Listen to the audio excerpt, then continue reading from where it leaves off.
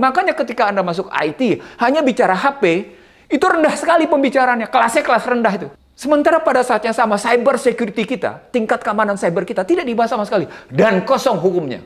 Jadi logika-logika para pemimpin bangsa ini kemana gitu loh maksud saya. Jadi sesungguhnya negara wajib menyediakan lapangan kerja dalam mereka biar mereka bisa memenuhi kebutuhan hidupnya yang layak bagi kemanusiaan. Bukan makan gratis. Shame on you Joko Widodo. Dan pemakzulan tidak mungkin karena semua partai sudah terkooptasi. Jangan dong kita menjadi intelektual beo. Kita hentikan diri kita menjadi intelektual beo. Kenapa enggak? Kita bisa kok. Tidak ada kebenaran yang bisa ditakut-takuti selamanya. Tidak ada kebenaran yang bisa disalahkan dan dikalahkan selamanya. Nggak bisa. Rejim yang kemudian berpihak pada materialisme dimanapun di dunia akan tumbang. Rejim materialisme.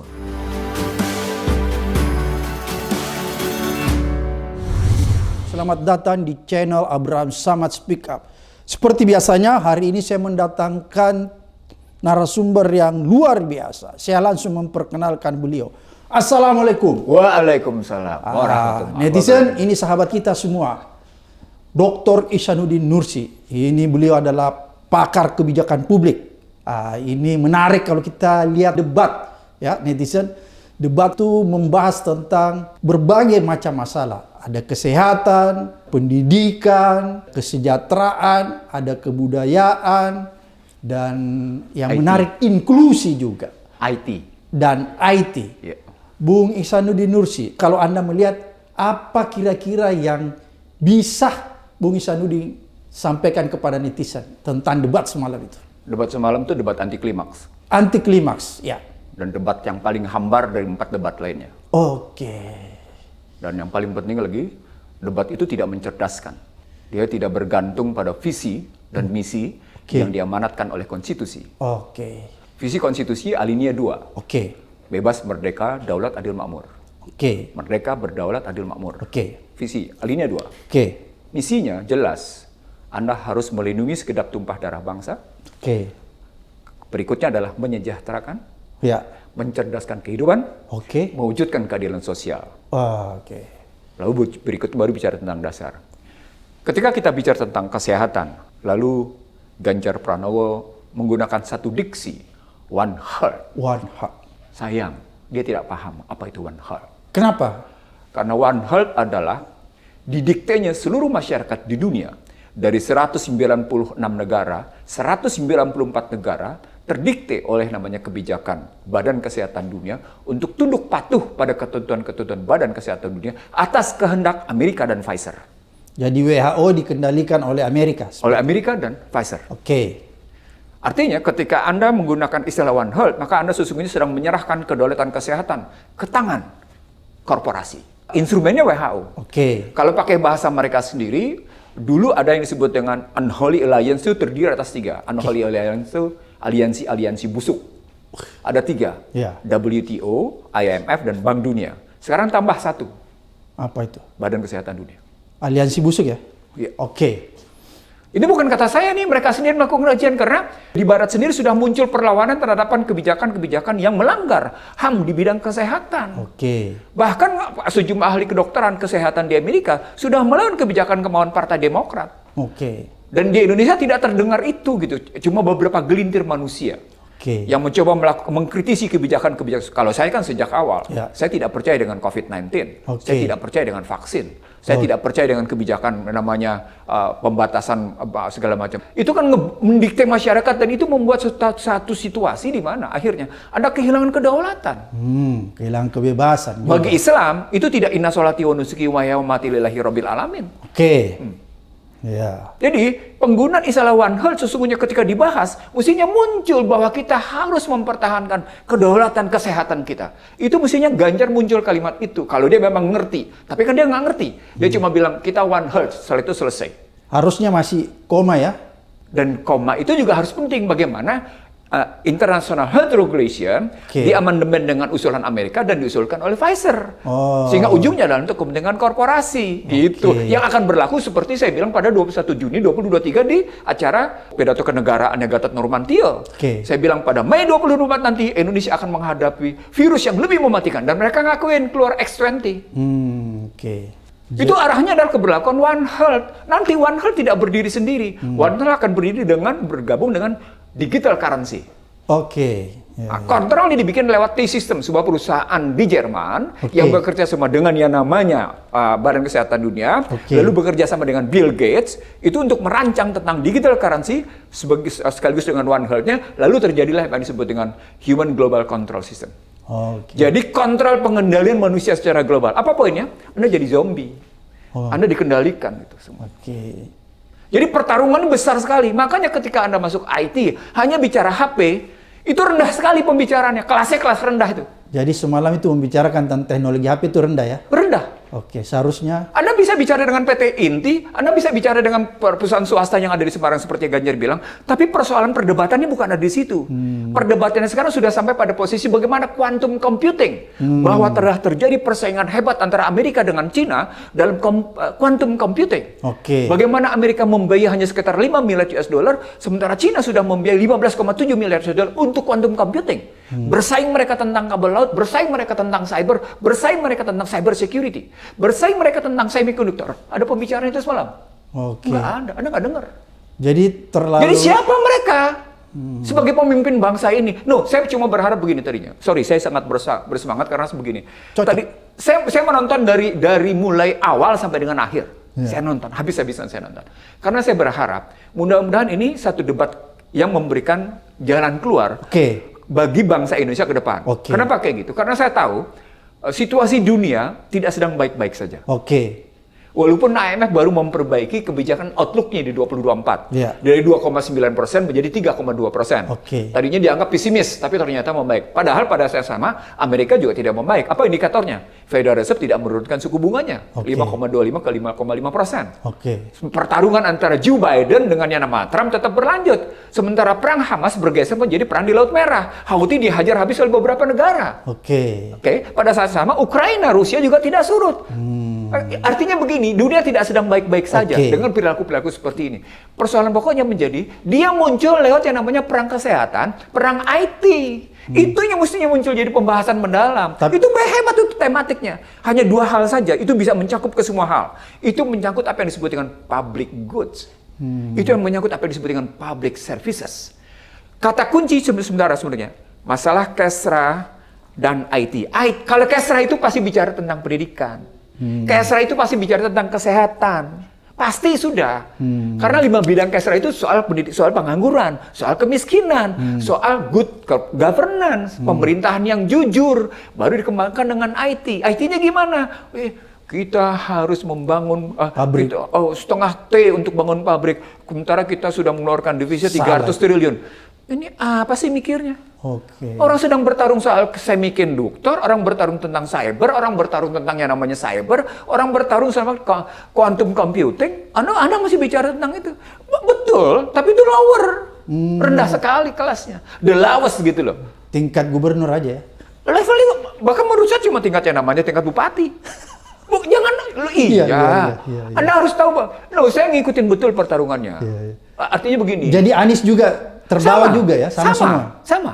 Bahkan Anies tidak memahami sebuah konstruksi perang IT itu. Hamas itu bisa bertahan habis-habisan terhadap Israel karena memainkan IT. Oke. Betapa ditipunya Israel lewat IT-nya Hamas. Ditipu Israel. Sehingga seluruh perangkat yang namanya Israel itu bisa dikalahkan dengan model bagaimana mereka melakukan serangan-serangan fake terhadap kekuatan Israel dan Israel kalah. Itu perang IT awalnya. Ya. Sama seperti Amerika, bagaimana Amerika harus mengelarang infrastruktur yang dibangun oleh China lewat Huawei. Itu perang IT. Berapa infrastruktur IT yang ada di Australia dibangun oleh Huawei, dibongkar, di New Zealand dibongkar, di Kanada dibongkar, di Amerika dibongkar atas permintaan Trump. Itu perang IT. Sementara pada saat yang sama cyber security kita, tingkat keamanan cyber kita tidak dibahas sama sekali dan kosong hukumnya. Kosong hukumnya. Jadi logika-logika para pemimpin bangsa ini kemana gitu loh maksud saya. Jadi pemahaman mereka terlalu rendah ya menurut Bang Iksan. Dalam konstruksi IT ya. Oke. Dalam konstruksi kesehatan ya. Karena kesehatan ini sudah dalam posisi Anda masih bicara stunting. Yes, this is the real problem. Anda bicara tentang yang namanya indeks layanan kesehatan. Yes, itu memang real problem. Tapi pada saat sama ketika ditarik dalam level internasional dan regional, Anda masuk ke dalam pertarungan. Kedaulatan kesehatan Anda akan didikte oleh Badan Kesehatan Dunia. Dan itu tidak mampu terelaborasi. Terucap pun tidak. Terucap pun tidak. Begitu juga dengan Prabowo. Sama. Sama, ya. Apa poinnya? Nggak ngerti akar masalah. Berarti ketiga capres sangat mengecewakan, tidak Ya, memperlihatkan. kan saya bilang tadi hambar. Dan saya bilang sudah anti klimaks. Apakah itu memperlihatkan bahwa kemampuan mereka itu masih sebenarnya bisa dipertanyakan? Bisa jadi. Oh, bisa jadi. Saya ngelihatnya begini, kan mereka punya tim inti ya. Iya, iya. Oh, mereka bangga dengan tim intinya masing-masing. Oke. Tapi saya nggak ngelihat tim intinya sampai masuk ke situ gitu. Mestinya kalau sudah jelas temanya Kesra, lalu Oke. kemudian yang namanya IT dan kebudayaan. Ya, ya. Kesra, kebudayaan, IT. Kesra tadi saya bilang, lima Ya. bidang masuk sudah. Pendidikan, kesehatan, kemiskinan, pengangguran. Sudah, terus kemudian yang namanya good governance. Iya, iya, iya. The honest government. Oke. Satu pemerintahan yang jujur Oke. gitu ya. Itu bagian dari kebijakan yang disebut dengan Kesra itu. Public goods-nya di situ, public Oke. services-nya. Nah, kalau kita ngambilnya begitu, maka sesungguhnya karena sekarang pemerintahan pun digerakkan oleh kekuatan IT, maka reformasi digital, reformasi birokrasi juga ngikutin digital. Oke.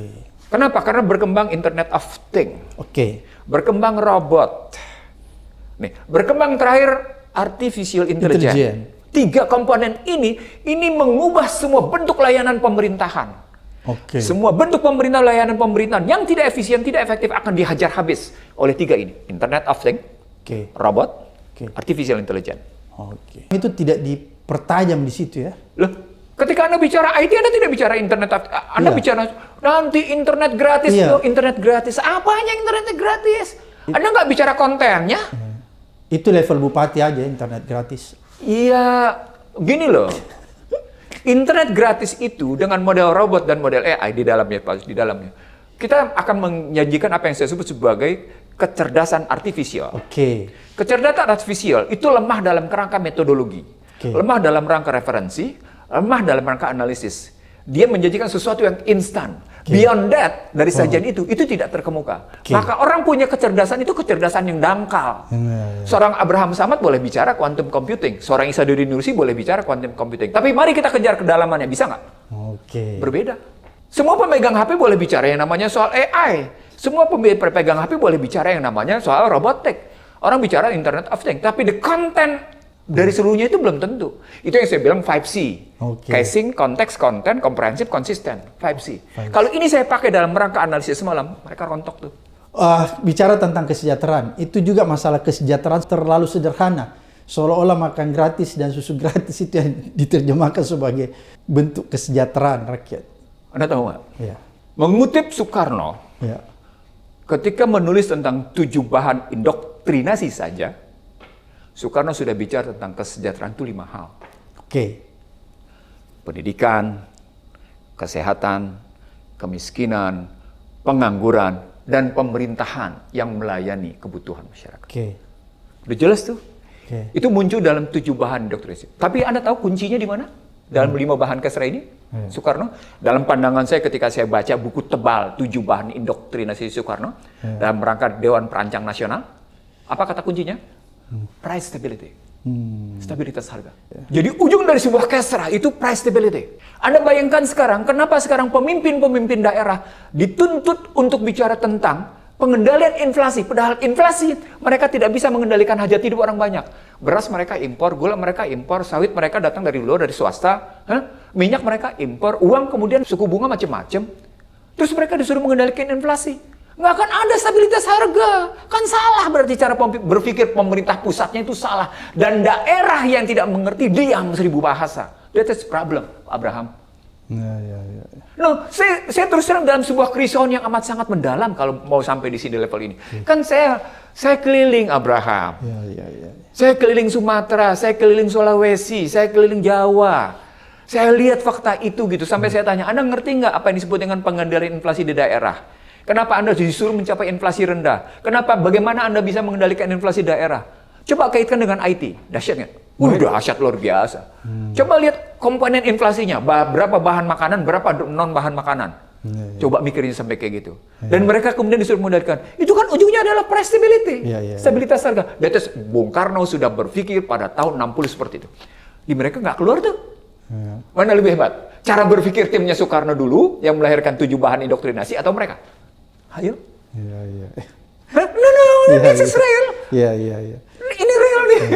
Jadi ini susah nih kalau kita udah lihat begitu berarti mereka terlalu menyederhanakan ya permasalahan. Enggak, ini soal mereka menyederhanakan tidak menyederhanakan, ini soal visioner. Oh, berarti tidak visioner karena Bung Karno pada tahun 40-an sudah memikirkan itu, berarti visioner ya. Mereka nggak visioner. Ini soal wawasan, ini soal insight, ini soal data, ini soal referensi. Oke. Ini soal mau menggali, Anda mau menggali dari mana? Oke.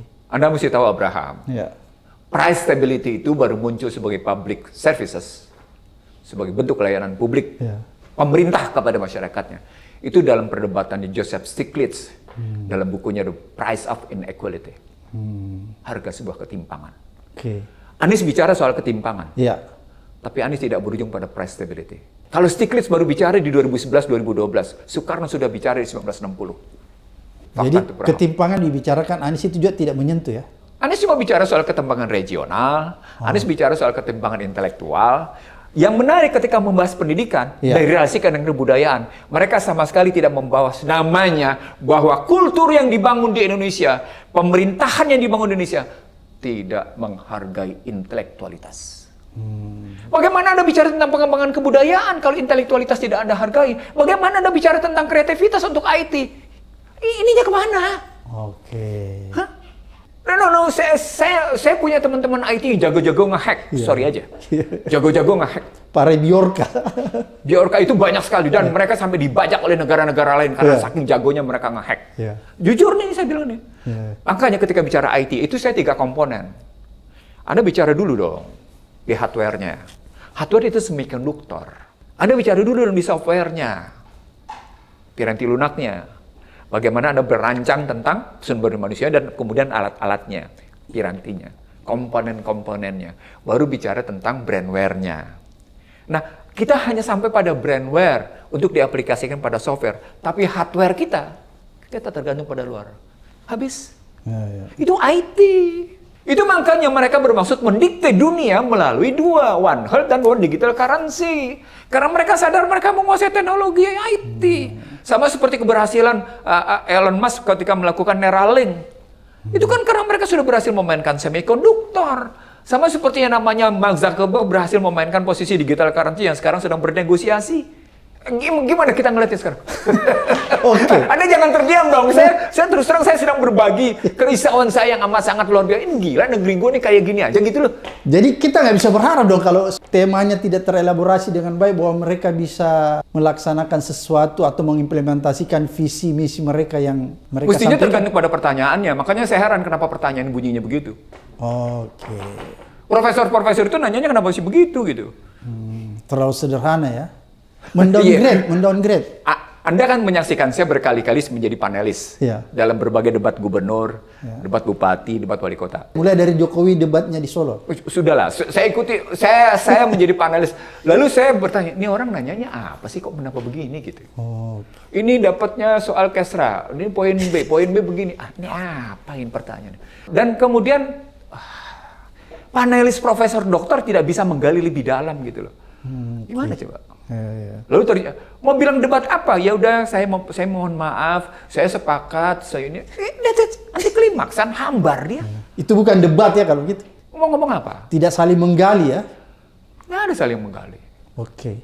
Jadi masuk lagi ketika Anda bicara juga. Kenapa mereka tidak saling menggali? Apa mereka sendiri tidak terlalu memahami atau punya rasa ewu pakewu?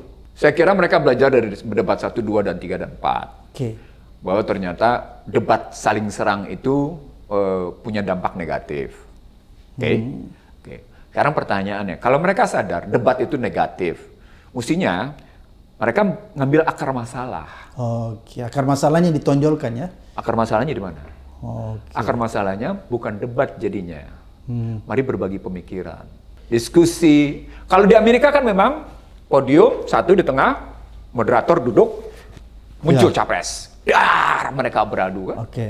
Beritu bukan sekedar beradu gagasan, beradu data, beradu referensi, beradu metodologi, beradu wawasan, beradu analisis, keluar semua, beradu argumentasi gitu, keluar semua di situ gitu. Kita mau ngambil model begitu? Ternyata kan enggak. Tapi padahal demokrasi kita sudah demokrasi liberal. Anda konsisten nggak dengan demokrasi liberal? Oke. Loh, kalau Anda konsisten, Anda mestinya bisa dong. Bahwa dengan kebebasan Anda memunculkan yang disebut dengan pencerdasan masyarakat lewat liberalisme. Ternyata kan enggak. Bahkan Anda sibuk, sudahlah ini menimbulkan kegaduhan, wah macam-macam, tidak boleh menyerang kebijakan. Apaan sih? Oh, Anda sudah menerapkan demokrasi liberal, tidak boleh menyerang kebijakan. Gimana logikanya? Pada saat yang sama Anda turun ke partai, pada saat yang sama Anda bagi-bagi bansos, logika Anda apa?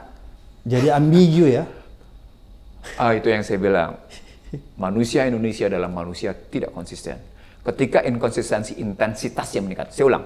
Oke. Ketika inkonsistensi intensitasnya meningkat, maka dia menjadi manusia munafik. Jadi itu tercermin dari debat semalam ya? Tercermin dari posisi pergeseran pragmatis ke oportunis. Dan oportunis makin tinggi, dia sungguh-sungguh munafik. Oke. Bung Ihsanuddin. Loh, saya punya desain berpikirnya. Tahu nggak ada kenapa sampai desain desain? Karena saya mengambil model yang mereka bayangkan, lalu saya terjemahkan ke dalam, ini begini model berpikirnya.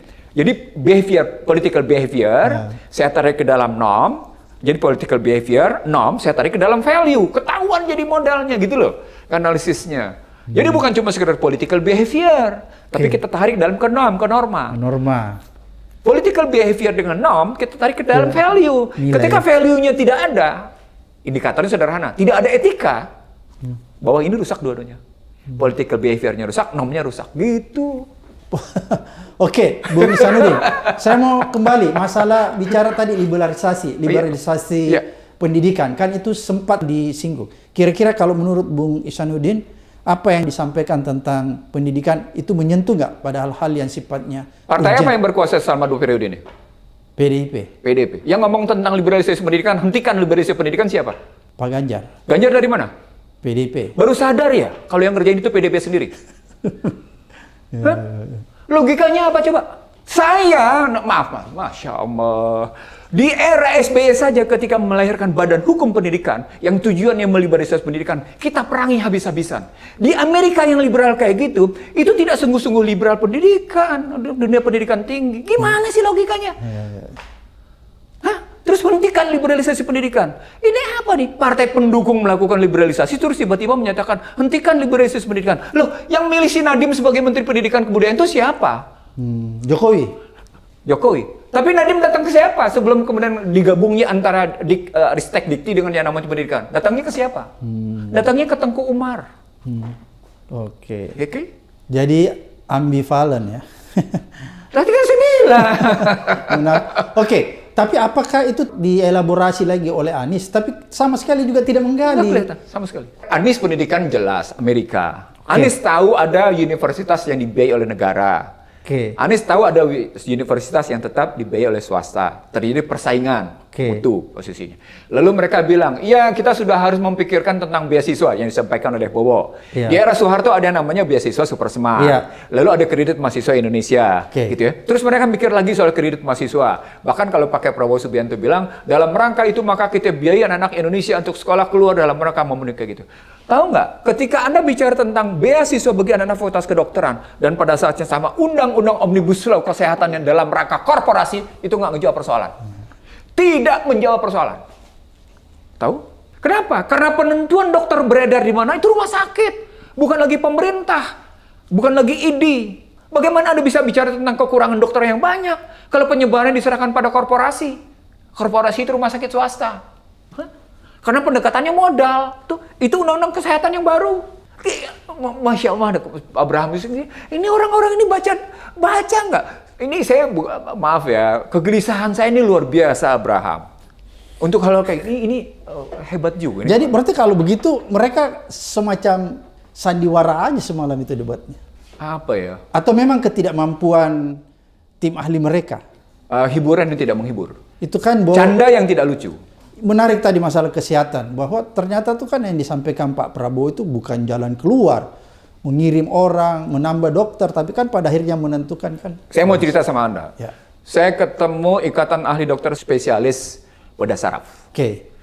Nah, di satu tempat, di satu provinsi, ada sebuah rumah sakit yang hendak bermaksud mengumpulkan ahli-ahli bedah saraf. Terutama karena persoalan stroke. Karena persoalan HP, mengakibatkan macam-macam. Konteks ini adalah di kabupaten-kabupaten tertentu harus tetap ada ahli bedah saraf. Tapi si rumah sakit enggak kepinginnya ada semuanya di pusat di dia karena permintaan masyarakat untuk akibat struktur tinggi di kota itu gitu loh. Dengan demikian sebenarnya bisnisnya tinggi karena permintaan tinggi, penawaran tinggi dong. Berarti kos kan duit. Iya, iya. Oke. Si rumah sakit kemudian mengatur, wah ribut sama ID. Lewat undang-undang kesehatan, ID tidak lagi berperan. Yang menentukan sekarang rumah sakit. Siapa yang salah? Hah? Terus bilang, kita butuh dokter. Penyebarannya tidak tergantung oleh namanya pemerintah kok. Penyebarannya tergantung pada rumah sakit kok. Makanya Anies bicara tentang infrastrukturnya. Oke. Bukan hanya para dokternya, gitu loh di situ. Tapi itu pun lagi-lagi pada persoalan bagaimana sebenarnya apa yang disebut dengan kesehatan jiwa. Kalau saya sudah lama nih bicara, karena kebetulan saya bicara juga. Saya pernah menjadi pembicara tunggal di Kementerian Kesehatan Abraham. Ya. Ketika Indonesia harus masuk masyarakat ekonomi ASEAN, Menteri Kesehatan, Kementerian Kesehatan mengundang saya sebagai narasumber tunggal untuk bicara Indonesia emas di bidang kesehatan. Saya bedah, ini loh, nggak kejawab. Apa poinnya? Saya menyebutnya waktu itu 90% alat kesehatan dan berbagai kepentingan kesehatan Indonesia import. Angka saya diprotes oleh sebuah konsultan asing. Angka Ihsanuddin Nursi salah, bukan 90% katanya. Anda tahu berapa sebenarnya? 92%. Apa artinya? Industri kesehatan Indonesia sesungguhnya didikte. Apalagi model berpikirnya, kedokterannya, model berpikir kedokteran ala barat. Kan semua dokter kita berpikirnya orientasinya barat. Kurikulumnya kurikulum barat. Jadi cara pandang kita tentang kedokteran, cara pandang kita tentang kesehatan itu cara pandang kesehatan barat. Padahal bukan hanya barat, ada juga ala Cina, ada juga ala India, ada juga ala Islam. Jadi ketika bicara tentang kurat, preventif, promotif, dan kuratif gitu ya, ini bicara preventifnya, ini kan tidak mungkin cuma sekedar pada pendekatan barat, apalagi kemudian kuratifnya. Gitu loh mikirnya. Jadi buat saya, lagi-lagi. Oke, yang menarik kan Pak Ganjar juga mempertentangkan masalah makan gratis dan Internet gratis. Internet gratis ya. Internet gratis. Ganjar tegas mempertegaskan antara internet gratis dengan yang namanya makan gratis. Ganjar ngomong itu. Nah, Ya, karena kan menurut Pak Ganjar, Pak Prabowo katakan nggak terlalu penting itu internet gratis. Yang penting makan gratis. Kalau menurut Pak Ihsanuddin Nursi itu perdebatannya yang sebenarnya bagaimana sih seharusnya? Mereka sama-sama tidak memposisikan bahwa sudah terjadi pergeseran internet gratis itu sudah bergeser dari posisi tersier menjadi posisi sekunder. Oke. Jadi kan ada primer, sekunder, tersier. Makan itu primer. Internet itu sudah bergeser dari kebutuhan tersier, kebutuhan mewah, menjadi kebutuhan sekunder. Dan dia naik sekarang karena kebutuhan informasi menjadi mendekati kebutuhan primer. Nah itu, mestinya posisikan dulu. Negara menempatkan internet itu sebagai public services atau commercial services. Gitu Abraham. Mikirnya di situ dulu dong. Oh ini merupakan jasa publik, maka pemerintah bertanggung jawab menyediakan internet. Oh ini jasa komersial, maka swasta yang menyediakan itu. Gitu dong mikirnya. Kalau menurut Bung Ihsanuddin Nursi? Frekuensi itu public services. Public services. Tidak boleh diserta-mertakan begitu saja. Jadi harus ada intervensi negara. Delivery-nya, loh, yang International Telecom Union menempatkan negara-negara tertentu punya slot satelit. Indonesia punya 2 slot. Saya ceritanya jadi jauh nih. Nggak, karena begini, frekuensi itu jelas public services.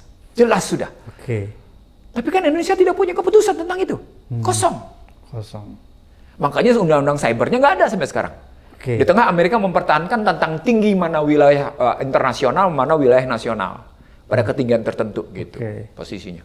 Nah, kalau ngambilnya begitu, maka sesungguhnya sudah terjadi pergeseran bahwa internet dari bentuk tersier menjadi sekunder, sekarang mendekati primer.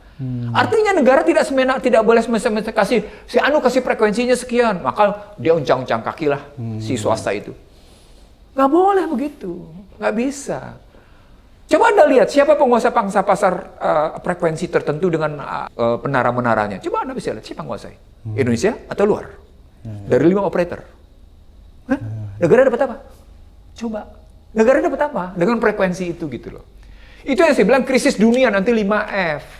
Di salah satunya soal frekuensi. Berebut itu. Kenapa? Karena perang akan sampai pada perang frekuensi. Dan itu tidak mampu dielaborasi itu. Kosong. Kosong sama sekali. Soal bagaimana menempatkan IoT sebagai apakah ini public services atau bukan. Ini jasa publik. Nggak disinggung sama sekali. Apa poinnya? Karena mereka tadi tidak menyinggung visi berdasarkan konstitusi, tidak menyinggung misi berdasarkan konstitusi. Berarti dia tidak meletakkan salah satunya menjadi national interest ya? Karena pada hakikatnya mereka menyandarkan diri pada pasal 6A ayat 2 bahwa visi misi mereka tergantung pada kemauan presiden dengan timnya, bukan kemauan konstitusi. Garis bawahi omongan saya. Itu fatal berarti. Itu Undang-Undang Dasar 2002 yang saya sebut sebagai undang-undang palsu itu. Jadi harus dikembalikan ya? Iya dong, harus dikembalikan. Oke, Bung Ihsanuddin, Pak Prabowo menyatakan makan gratis itu sebagai bagian yang solutif katanya untuk mencegah terjadinya berbagai macam ketimpangan. Itu kan yang disampaikan Pak Prabowo. Apakah itu memang efektif? Salah. Salah. Mestinya dikembalikan ke pasal 27 ayat 2. Ya. Lalu kembali kemudian ke pasal pendidikan dan kemudian pasal 28 tentang kesehatan. Pasal 27 ayat 2 Undang-Undang Dasar 45. Tiap-tiap warga negara berhak atas pekerjaan, penghidupan yang layak bagi kemanusiaan. Kata-kata yang layak bagi kemanusiaan soal kesehatan bukan? Tapi sumbernya di mana? Di soal pekerjaan. Sekarang negara ngasih pekerjaan kepada siapa? Orang asing. Itu problematik. Jadi sesungguhnya negara wajib menyediakan lapangan kerja dalam mereka biar mereka bisa memenuhi kebutuhan hidupnya yang layak bagi kemanusiaan. Jadi bukan makan Satu, gratis. bukan makan gratis satu. Yang kedua, perbaiki pendidikan mereka. Artinya ada sosialisasi kesehatan publik, kesehatan masyarakat. Tadi kalau Ganjar bicaranya soal pernikahan dini untuk mencegah. Itu saya tahu sumbernya. Jadi ketika Ganjar bicara tentang data tuh saya tahu tuh sumbernya dari mana gitu ya. Dari mana tuh? Udahlah, saya tahu, saya ngerti siapa yang ngomongnya siapa, lalu kemudian bicara tentang pernikahan dini sebagai stunting problem gitu ya. Itu saya bisa duga. Sudah tahu informannya. Informannya ini lari berpikir ini siapa? Siapa yang kasih masukan udah bisa saya duga gitu ya. Nah, kalau kita bicara tentang stunting misalnya, kan dimulai dengan posisi bagaimana perempuan itu sehat. Dimulai dari situ. Menurut Ganjar. That's fine. Untuk bicara sehat, persoalan pokoknya gizinya terpenuhi nggak ketika hidup. Lingkungan hidupnya sehat apa enggak? Si keluarganya sehat apa enggak? Bagaimana bicara kesehatan kalau dia nggak punya uang dengan baik untuk makan? That's saya bilang, problematiknya adalah bagaimana negara bertanggung jawab untuk menyehatkan satu keluarga.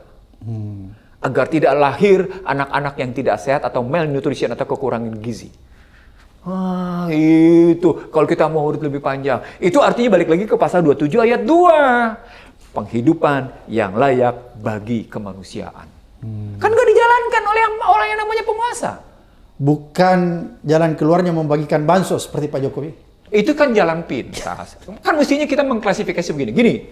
Kenapa kemarin dimasalahkan juga soal data? Yang saya tahu adalah data Bappenas, data Kemensos, data BPS, data Dukcapil, data Kementerian Desa, itu tentang orang miskin tuh beda-beda datanya. Gak ada yang sama tuh datanya. Nggak single data ya. Bahkan yang namanya Kemensos minta KPK untuk melakukan audit tentang siapa yang berhak untuk menerima bansos. Apa problematiknya? Problematiknya tentang data akurat dan data aktual. Mereka nggak lanjutin itu untuk menyebut sebagai knowledge based policy. Gitu ya. Nah, ketika Anda bicara tentang makan gratis, kan dipersoalkan, belum tentu penerimanya memang butuh makan gratis. Makan gratis itu cukup pada sholat Jumat kok, Jumat berkah. Selebihnya ajari mereka untuk bekerja, beri mereka lapangan kerja, berikan mereka sosialisasikan kehidupan sehat. Dulu zaman Pak Harto sih ingat betul tuh, soal jamban saja dipersoalkan, soal jamban ya, ingat ya, soal jamban dipersoalkan, soal air bersih dipersoalkan untuk meningkatkan kualitas hidup sehat gitu loh. Soal rumah yang punya jendela dipersoalkan gitu loh. Diukur itu semuanya, soal lantai dipersoalkan, soal sirkulasi udara dipersoalkan gitu loh. Di era Soeharto tuh gitu. Nah, sekarang kan kita nggak ngelihat. Ini cuma bicara tentang kita butuh pembangunan perumahan 3 juta rumah di pesisir, di perkampungan dan di perkotaan. Bukan itu masalahnya. Rumah tetap dibutuhkan. Betul. Tapi mengajari pola hidup sehat dalam kerangka kejiwaan dan fisik itu penting dengan cara berikan lapangan pekerjaan dan berikan pendidikan dengan baik. Apa poinnya? Dunia pendidikan dikunci oleh keteladanan. Nah, Ganjar masuk di situ, tidak ada keteladanan. Nggak ada keteladanan. Lu Ganjar yang ngomong. Sekarang pertanyaan, pemimpin Anda dari siapa? Kenapa Anda bicara tentang dibutuhkan keteladanan kepemimpinan? Dia sedang mengkritik dirinya sendiri. Berarti Pak Jokowi tidak memberi keteladanannya? Dalam cara berpikir Ganjar minimal begitu. Itu yang Bung Ihsanuddin Nursi tafsirkan. Saya kan sudah menulis pada November 2014, Shame on you, Joko Widodo. Sebelum orang lain bicara apa-apa, saya sudah menulis seperti itu. Shame on you, Joko Widodo. 2014. Buka aja, digitalnya ada kok, jejak digitalnya. Jadi, apa yang Anda mau katakan terhadap... Udah saya bilang tadi, debat semalam itu anti klimaks. Oke. Debat semalam itu hambar. Debat semalam itu tidak mencerdaskan. Sesuatu yang bisa diambil dari suatu debat adalah 5 hal. Orang ini referensinya apa sih? Oh gini. Oh, orang ini menggunakan data dari mana? Oh begini. Orang ini metodologinya apa? Analisisnya apa? Argumentasinya? 5. Jangan dulu. Akan Berarti kalau begitu, para capres diberikan input data yang tidak akurat. Tidak mendalam. Oh, tidak mendalam. Tidak mendalam dan tidak luas. Tentang One Health, sorry to say, harus saya bilang sama Anda. Mungkin di Indonesia hanya ngerti juga cuma beberapa gelintir. Beberapa gelintir. Walaupun orang yang Walaupun sudah saya siapkan dalam buku saya di Prahara Bangsa yang akan, mestinya udah terbit, tapi karena saya sedang menunggu Pilpres, saya tunda. 90% buku saya sudah selesai, 10% saya tentang Pilpres. Jadi saya nunggu. Saya bicara One Health di situ. Bagaimana traktat pandemi, bagaimana One Health, bagaimana kemudian seluruh dunia akan didikte oleh Badan Kesehatan Dunia. Yang sebenarnya kepentingan korporasi farmasi. Kepentingan korporasi farmasi. Gitu. Jadi kalau begitu saya bisa menyimpulkan sedikit bahwa Bung Ihsanuddin Nursi mau mengatakan bahwa sebenarnya debat semalam kalau kita bicara secara makronya tentang kesejahteraan, apa yang dipermasalahkan semalam berarti adalah kegagalan pemerintahan Jokowi. Ya, kegagalan. Indikator kegagalan ini gampang. Apa itu? Sebelum yang namanya COVID, pertumbuhan ekonominya 5%. Oke. Setelah COVID, pertumbuhan ekonominya 4-12%. Oke. Padahal dia yang bilang meroket 7%, itu gagal sudah. Semakin rendah ke pertumbuhannya, semakin tidak mampu dia mendistribusikan tentang pertumbuhan itu. Apalagi kalau pernyataan, sepertiga perekonomian Indonesia akan mendukung calon paslon tertentu. Kan konyol. Pada saatnya sama kita lihat, sebelum COVID pertumbuhan cuma 5%, setelah COVID pertumbuhan 4,12%. What do you want to say? Apa Anda yang ingin katakan kayak gitu? Sukses? Nggak bisa dong. Berarti Jokowi ini gagal total. Loh, itu angka itu sudah menunjukkan itu. Apalagi 3 defisit tetap terjadi. Defisit neraca pembayaran terjadi, defisit transaksi berjalan terjadi, defisit APBN terjadi. 3 defisit tetap terjadi. Walaupun angka cadangan devisa sekarang naik jadi 146 miliar US dollar. Tapi kan basisnya pinjaman. Oke, posisi pinjaman yang begitu besar ya. Dalam posisi pinjaman yang begitu besar, kemudian pemerintah melakukan satu kebijakan yang menurut saya sangat tidak bisa dianalisa secara mendalam mengenai bansos. Ini kan pinjaman begitu besar. Terus pada saat yang bersamaan pemerintah mengeluarkan bansos secara masif. Apakah ini akan mempengaruhi tingkat perekonomian kita? Anda ingin saya bercerita panjang atau pendek? Terserah Bung Ihsanuddin Nursi. Saya pernah membongkar perjanjian utang luar negeri Indonesia dengan Bank Dunia. Oke. Yang isinya adalah bagaimana pemerintah Republik Indonesia. Ini kan sudah 8.000 lebih kan, triliun. Iya. Tapi saya ingin mengatakan bahwa bansos ini, cash transfer fund, bansos segala macam itu dianjurkan oleh Bank Dunia untuk meninakbobokkan kritik masyarakat, untuk meninakbobokkan protes masyarakat terhadap kebijakan pemerintah yang bertentangan. Itu perintah Bank Dunia. Itu tertulis dalam loan agreement. Ketika yang namanya Indonesia didikte untuk mencabut subsidi pada BBM. Dan itu dirancang sejak reformasi. Jadi bansos yang dilakukan sekarang, BLT yang dilakukan sekarang, itu sebenarnya karena menjalankan perintah Bank Dunia. Lalu diprotes oleh Joko Widodo, yang kemudian Joko Widodo sendiri melakukan, sampai melakukannya di pinggir jalan. Yang oleh Yusuf Kala sebut sebagai sangat memalukan. Jadi apa dong? Apalagi bansosnya diberikan untuk kepentingan pemberi, bukan diberikan untuk kepentingan yang diberi. Kan kalimatnya begitu. Jadi itu bertentangan dengan yang namanya alinea 3. Berkat rahmat Allah yang Maha Kuasa dan didorongkan oleh keinginan luhur. Maka bansos itu tidak ada keinginan luhur. Secara konstitusional tidak terpenuhi konstitusional, dalam kerangka perspektif juga masih bermasalah. Tambah lagi dengan ternyata di era ini angka bansosnya sudah, bantuan sosialnya, perlindungan sosialnya sudah mencapai 497 sekian triliun. Problematiknya kalau kita bicara soal bansos adalah... Oke, jangan dulu. Berarti bansos yang sekarang dikucurkan oleh pemerintah sekarang ini lebih bertujuan kepada hal-hal yang sifatnya sangat politis ya? yang membeli simpati. Memberi simpati. Kan tadi Membeli kan simpati. tadi Bung Ihsanuddin bilang untuk menutup kritik. Iya. Ya. Dan memang itu diperjanjikan dalam Bank Dunia. Menutup kritik, menutup kata-kata penolakan kebijakan pemerintah. Maka dibayarlah, disuaplah rakyat. Bahasa saya jelas, rakyat disuap. Supaya nggak kritik lagi. Nggak kritik. Itu tujuan bansos ya. Iya. Tujuan kedua. Dan memberi simpati. Oke. Berarti ini berkorelasi dalam konteks Pilpres juga ya? Konteksnya adalah demokrasi transaksional. Oke. Kalau begitu, karena Bung Ihsanuddin katakan bahwa ini demokrasi yang transaksional, berarti ini terkonfirmasi ya. Kalau kita lihat indeks demokrasi kita ini kan turun, bahkan sangat memprihatinkan. Indeks demokrasi menurun, indeks persepsi menurun, Iya. indeks persepsi korupsi menurun, Iya. semuanya. Itu fakta. Oke. Apa poinnya? Poinnya tadi kan udah dibilang gagal. Ya inilah negara gagal. Saya ngomong kayak gini bukan baru, Abraham. Ya, oke. Karena saya Oke, jangan dulu. Berarti kalau negara ini bisa dikategorikan negara gagal, apakah pemimpin tertinggi dalam hal ini presiden harus diminta pertanggungjawabannya? Saya tanya balik sama Anda. Emang ada sistem yang bisa meminta pertanggungjawaban presiden? Kalau Bung Ihsanuddin masuk. Nah, kalau ditanya kepada saya, Undang-Undang Dasar 2002 tidak punya aturan yang meminta pertanggungjawaban kepada presiden kecuali melalui pemakjulan. Dan pemakjulan tidak mungkin karena semua partai sudah terkooptasi. Jadi tipis kemungkinan. Semua partai sudah terkooptasi, apalagi cuma tinggal 9 bulan kayak gini. Kan begini Bung Ihsanuddin, kita harus punya tradisi, ya, tradisi yang positif bahwa kepala negara itu bisa diminta mempertanggungjawabkan seluruh perbuatan mereka di depan persidangan.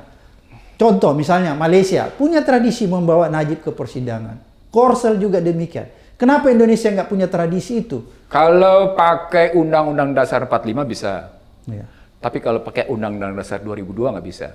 Karena selama dia berkuasa, maka segala sesuatunya I am the law, I am the king. Itulah pasal 6A ayat 2. Omongan saya ini bukan omongan hari ini, omongan saya lama.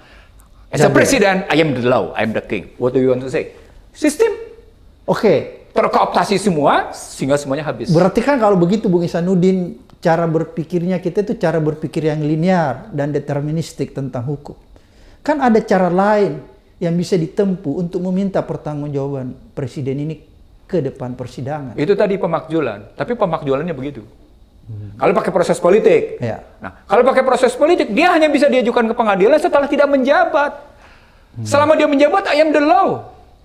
Oke. Saya tanya balik sama Anda, Abraham. Dalam konstruksi pasal 6A ayat 2, Undang-Undang Dasar 2002, wilayah mana yang tidak dipolitisasi, wilayah mana yang tidak dikomersialisasi, wilayah mana yang tidak dikriminalisasi. Segitiga, Abraham. Politisasi, komersialisasi, kriminalisasi. Wilayah mana? Nggak ada. Semuanya terkena. Nah, di tengahnya adalah 29 orang. 9 hakim konstitusi, 9 ketua umum partai politik, 10 orang konglomerasi, 1 presiden. 29. Oke. Di luarnya rakyat, maka rakyat terkena yang namanya politisasi. Rakyat terkena politisasi, rakyat terkena kriminalisasi. Mereka lah yang menikmati. Oh, itu konstruksi pasal 6A ayat Oke, 2. berarti kalau begitu saya simpulkan, hasil apapun nanti dari Pilpres dan pemilu ini, yang merasakan cuma oligarki, rakyat cuma menjadi pelengkap Betul. penderita. Karena memang sistemnya sudah ultra neoliberal. Sistemnya sudah begitu. Itu makanya saya bilang siapapun presidennya, neoliberal penguasanya. Kan udah saya bilang berkali-kali. Di tempat ini juga Ya. saya bilang kayak gitu. Sama. Bahkan viral itu. Oke, kalau begitu apa yang harus kita lakukan supaya kita keluar dari permasalahan seperti itu, Bung Ihsanuddin? Kembali ke Undang-Undang Dasar 45. Oke. Kita kembali ke Undang-Undang 45, lalu kita lihat apakah Joko Widodo melakukan sebuah perbuatan-perbuatan melawan hukum apa enggak. Ada tindakan-tindakan yang melanggar hukum atau tidak. Misalnya pada posisi dia di wali kota, atau pada posisi di gubernur, ada pada posisi sebagai presiden. Ada nggak tindakan-tindakan melanggar hukumnya? Melawan hukumnya ada nggak? Gitu dilihat. Pada kasus misalnya katakan Gibran dan Kaisang, Iya. yang sudah dibawa. Pada kasus Ahok misalnya, yang juga sudah dibawa ke KPK. Kan bisa dilihat. Begitu juga ketika jadi wali kota kemarin. Begitu juga pada saat gubernur, tadi yang kasus Ahok. Begitu juga pada saat yang menjadi presiden. Kan bisa dilihat. Apakah dengan membeli 50% saham Freeport itu sebuah tindakan yang memang bisa dipertanggungjawabkan? Auditnya kayak apa? Oh, penting itu. Penting sekali. Begitu juga membeli saham Vale. Kak, penting sekali itu. Ya, kenapa saya ingin perdalam ini, Bung Ihsanuddin? Karena begini, kalau tidak ada tindakan hukum terhadap presiden yang melakukan pelanggaran terhadap konstitusi atau undang-undang, maka peristiwa yang kita selalu alami itu akan muncul setiap saat di era presiden siapapun juga. Karena kita tidak pernah berhasil membawa presiden kita ke meja pesakitan. Contohnya misalnya Soeharto, kita nggak berhasil. Akhirnya terjadilah lagi seperti itu. Kita punya budaya mikul dur mendem jero, budaya Jawanya. Maka Soeharto tidak mau membawa Soekarno ke meja pengadilan. Itu perbedaannya dengan Pak Nas. Pak Harto tidak mau membawa Soekarno ke meja pengadilan karena berpegang prinsip mikul dur mendem jero. Pada kasus misalnya Pak Harto bukan tidak dibawa ke pengadilan. Terbukti kasus pengadilan kemarin, yayasan mereka harus mengembalikan sejumlah kekayaan. Karena dia, Soehartonya keburu meninggal. Tapi sejumlah aset dikembalikan. Diambil. Terjadi. Sekarang, kalau Anda mau mengambil dalam konstruksi, itu kasus. Tapi mari kita kembalikan ke dalam sistem. Apakah kasus ini merepresentasikan sistem atau tidak? Menurut pandangan saya, dengan Undang-Undang Dasar 2002, maka tiap kasus yang muncul tidak pernah bisa akan dibawa ke meja hijau. Kenapa? Karena modelnya adalah demokrasi korporasi. Semua dibayar, semuanya demokrasi transaksional. Sehingga pada eksekutif lahir yang disebut dengan false governance. Pada legislatif lahir namanya false representative. Sehingga muncul yang disebut dengan false authority. Otoritas semu, otoritas palsu. Pada yudikatif, apa yang disebut dengan false certainty. Tingkat kepastian semua. Kenapa? Karena semuanya transaksional. Bayangkan kasus Sambo, dari hukuman mati menjadi hukuman seumur hidup. Bayangkan kemudian gugatan Kepres 17 ditolak oleh Mahkamah Agung. Dan saya bicara dengan sejumlah hakim agung. Bagaimana bisa mungkin? Bertentangan dengan yang namanya nyata, bertentangan dengan sejumlah undang-undang, pelaku menjadi korban, korban menjadi pelaku. Kepres 17 2020. Coba bayangkan kasus hukum kayak gitu. Anda bayangkan nggak? Bagaimana kemudian bisa kita percaya yang namanya hukum memberikan kepastian kalau dalam gambaran sistem dia tidak memberikan kepastian? Seperti yang terjadi di MK. Seperti yang terjadi di MK, seperti yang terjadi di MA. Lah, bukan hanya di MK, di MA juga sama. Itu yang saya sebut sebagai false certainty. Karena berangkat dari false authority, karena berangkat dari demokrasi transaksional. Berarti kalau begitu tidak legitimate dong semuanya. Sudah sejak lama saya bilang begitu. Sejak namanya teman-teman menggagas reform demokrasi liberal, sudah saya bilang, ini ujungnya cuma legalitas formal. Kan ini kita punya problem sekarang satu, Abraham. Apa itu sih hukum? Pengertian hukum itu apa? Saya dulu belajar di sekolah, di bawah Hamid Atamimi, disebut, hukum itu adalah keputusan politik. Sudah. Diterusin sama Hamid, berwadah yuridis. Sehingga dia menjadi kekuatan legalitas formal. Nah, kalau dia merupakan keputusan politik, tergantung keputusan partai politik dong. Tadi kan udah saya bilang. 9 partai politik, 9 hukum Mahkamah Konstitusi, 10 orang oligarki, 1 presiden. Selesai. Yang lain, alas kaki kekuasaan. Yang lain, alas kaki kekuasaan. Atau boleh kita sebut sebagai korban? Alas kaki kekuasaan. Padahal dia pemegang kedaulatan rakyat. Disitulah dampak dari kegagalan perubahan pasal 1 ayat 2 dan pasal 2 ayat 1 Undang-Undang Dasar 2002. Dan dampak nih kalau Abraham bicara sampai di sini dalam ini.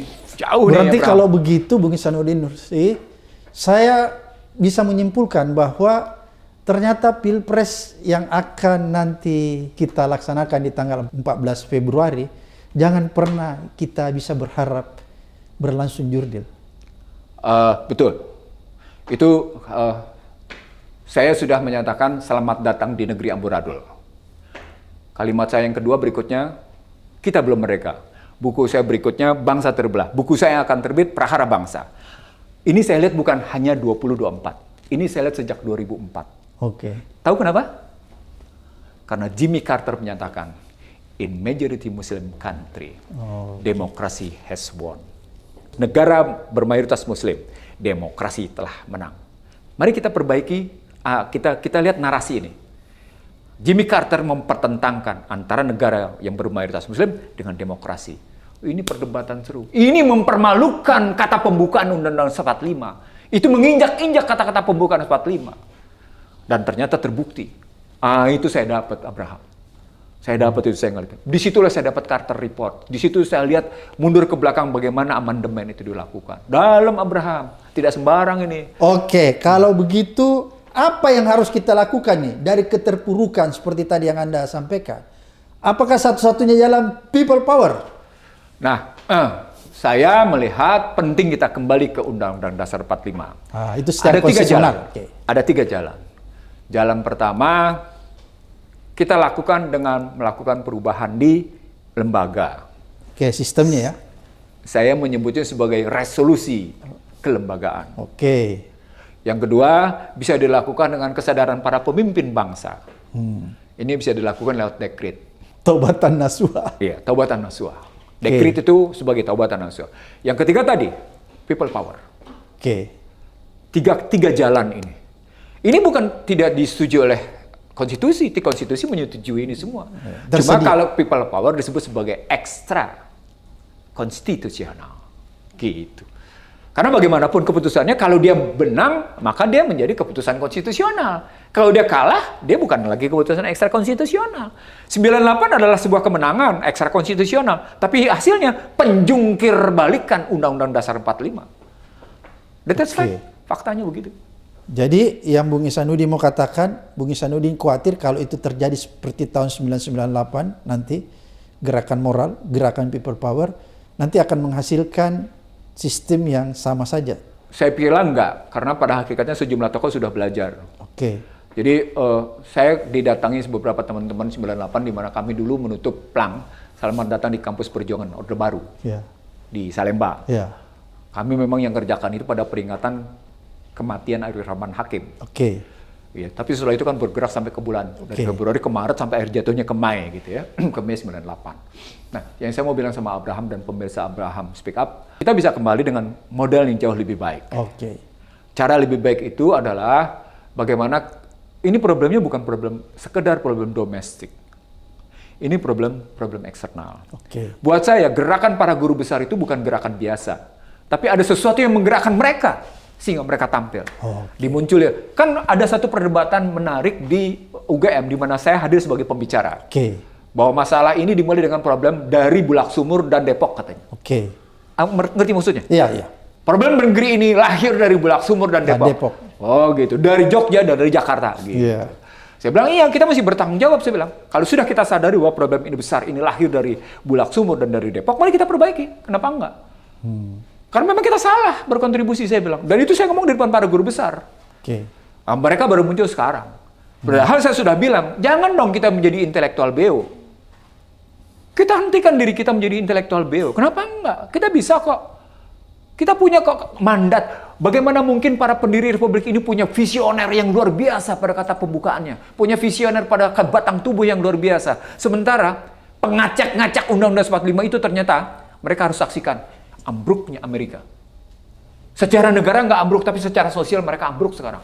Anda melihat bagaimana namanya Kensington sekarang, di Philadelphia. Anda bisa lihat namanya Los Angeles kayak apa sekarang. Anda bisa lihat bagaimana sulitnya bangsa Amerika sekarang. Dan sekarang masyarakat sedang menunggu karena Federal Reserve tidak mau menurunkan tingkat suku bunga. Nah, menarik kan problemnya. Dan kemudian tidak bisa berbuat apa-apa ketika yang namanya Israel begitukan. Padahal dia yang terus membiayai militer, membiayai dengan uang juga. Coba. Kita mencontoh siapa jadinya? Anda berkiblat pada Amerika, ternyata Amerika tidak lagi memberikan kemampuan keteladanan dalam persoalan militer gitu kan, dalam politik, dalam ekonomi, tapi Anda pusing gitu sendiri. Itulah makanya, jadilah bangsa sendiri, jadilah diri sendiri. Itu penting gitu loh. Jadi berarti gerakan-gerakan yang muncul dari kampus-kampus yang dimotori oleh para dosen dan guru besar, ini akan membesar dan menghasilkan sesuatu yang seperti kita pikirkan? Kalau punya kesadaran intelektual yang murni, kalau punya kesadaran intelektual berbasis pada kepentingan bangsa, dia akan ngegelundung Abraham. Tidak ada kebenaran yang bisa ditutup-tutupi selamanya. Tidak ada kebenaran yang bisa ditakut-takuti selamanya. Tidak ada kebenaran yang bisa disalahkan dan dikalahkan selamanya. Nggak bisa. Waktu dipergilirkan Abraham. Suka tidak suka, waktu akan mempergilirkan segala sesuatunya. Dan kebenaran akan tetap tumbuh sebagai sebuah kebenaran. Apalagi diikuti dengan kebaikan. Kebenaran dan kebaikan tidak pernah bisa dikalahkan. Dia bisa disalahkan, tapi dia sesungguhnya tidak bisa dikalahkan. Disalahkan karena cara berpikir terbalik-balik. Seperti setan menyalahkan ajaran. menjungkir balikan. Tapi dia tidak pernah bisa dikalahkan. Dia tetap tampil. Jadi rejim ini akan tumbang. Rejim yang kemudian berpihak pada materialisme dimanapun di dunia akan tumbang. Rejim materialisme. Apakah rejim ini ada rejim materialisme? Materialisme. Jadi Rejim dia ini tumbang. Iya. Saya bisa tunjukkan dengan angka Abraham. Lewat yang namanya pembangunan infrastruktur. Tapi bukan saatnya sekarang. Saya punya angka-angkanya Abraham. Berarti konkret rejim ini akan tumbang. Dengan waktu akan tumbang. Tambah waktu pun sekarang sesungguhnya sudah. Sekarang Anda bayangkan nggak? Kalau meme, stiker-stiker di WhatsApp, itu sudah menghinakan presiden. Apa artinya? Sudah tumbang itu. Berapa banyak yang namanya stiker yang menghinakan presiden? Berapa banyak? Banyak sekali. Dalam hitungan saya ada 7 stiker yang menghinakan presiden. Anda bisa lihat sendiri. Oke. Ya, itu kan menghinakan betul. Satu jabatan yang mestinya mulia, terhormat, punya keagungan, punya kebanggaan, ternyata direndahkan oleh yang namanya stiker-stiker di WhatsApp. Hah? Apa artinya? Gagal itu. Gagal.